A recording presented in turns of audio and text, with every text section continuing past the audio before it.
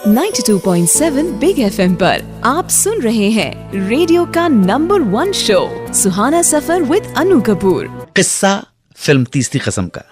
ये फिल्म तीसरी कसम एज ए प्रोड्यूसर शैलेंद्र साहब की पहली फिल्म और as a director Basu Bhattacharya की भी पहली फिल्म थी। दोनों इस फिल्म में चाहते थे कि नए कलाकार हों और ये भी चाहते थे कि मेन रोल के अलावा बाकी सब रियल कैरेक्टर्स हों।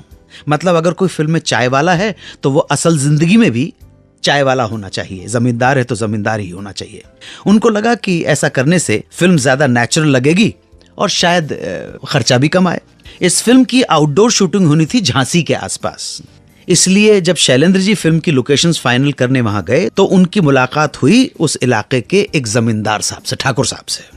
बातों बातों में शैलेंद्र ने ठाकुर साहब से पूछ लिया कि क्या वो तीसरी कसम में ठाकुर का रोल करना पसंद करेंगे। ठाकुर साहब खुशी खुशी तैयार हो गए।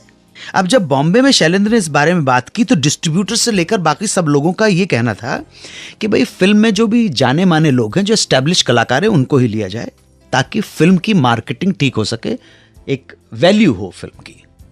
शैलेंद्र जी को भी लगा कि भाई बात तो ठीक है, पहली फिल्म में न्यू कमर्स को लेकर काम करना रिस्क है, ऐसा नहीं होना चाहिए। तो सब लोग मान गए। फिल्म की कास्टिंग हो गई, फिल्म की पब्लिसिटी शुरू हुई, अखबारों में विज्ञापन छपने लगे और इन्हीं में से एक विज्ञापन देख लिया वो झांसी वाले ठाकुर साहब ने। वो जैसे ही एड देखा तो उनको शैलेंद्र के द्वारा किया गया वो वादा याद आ गया और शैलेंद्र जी को अपना वादा याद दिलाने वो ठाकुर साहब अपने 3-4 मुसाहिबों के साथ, सेवकों के साथ, 5-6 लठैतों के साथ पहुंच गए बॉम्बे और पहुंच गए शैलेंद्र जी के बंगले रिमझिम पे। और मिलने के बाद पहला सवाल उन्होंने शैलेंद्र जी से कहा कि भैया जो बताओ हमारी शूटिंग कब है। ये ठाकुर साहब को अचानक ये आया देखकर वैसे ही घबराए हुए थे। ये अगला सवाल सुनकर शैलेंद्र जी के छक्के छूट गए। समझ में नहीं आया कि क्या बोलूं, सच बोलूं तो गया और झूठ बोलूं तो भी गया। बहरहाल उन्होंने इधर उधर की बातें करके अपने दूसरे बंगले पार्वती सदन में ठाकुर साहब को पहुंचा दिया और कहा कि आप आराम करो, आगे की बात बाद में करेंगे। एक आदमी को भी वहां रख दिया कि भाई ठाकुर साहब की सेवा। लेकिन असमंजस में थे कि इस मुसीबत से कैसे निकला जाए। तो उन्होंने अपने दिल की बात, ये परेशानी शेयर की अपने दोस्त के साथ, जो एक पत्रकार था जिनका नाम था रामकृष्ण। रामकृष्ण से कहा यार कुछ मदद करो। रामकृष्ण ठाकुर साहब को समझा बुझाकर वापस झांसी भेजने का जो तरीका निकाला रामकृष्ण जी ने, वो सुन लीजिए आप। वो ये था कि ठाकुर साहब को एक दिन स्टूडियो ले जाया जाएगा, बाकायदा उनका मेकअप वगैरह करके उनका एक सीन शूट किया जाएगा और सीन भी शूट किया गया फिल्म की हीरोइन वहीदा रहमान के साथ। सीन में वहीदा रहमान उन्हें अपने हाथ से पान खिलाने वाली थी।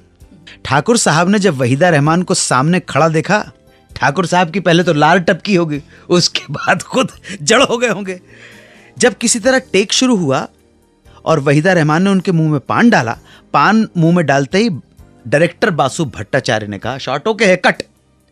ये कट की आवाज सुनते ही ठाकुर साहब को पता नहीं क्या हुआ कि उन्होंने झपट्टा मारते हुए हल्के से वहीदा रहमान की उंगली ली और काट ली, दबा ली अपने। भाई ऐसा क्यों हुआ? तो ठाकुर साहब ने एक्सप्लेन किया कि जो डायरेक्टर साहब थे इन्होंने कहा कट, तो हमारे सामने वहीदा रहमान की उंगली थी, हमने कहा लाओ सही कट कर लेते।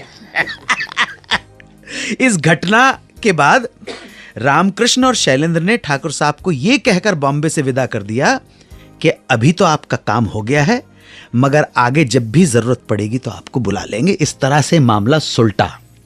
अब आप वापस झांसी चले जाइए। मामला सुलट गया। ठाकुर साहब बैक टू पवेलियन।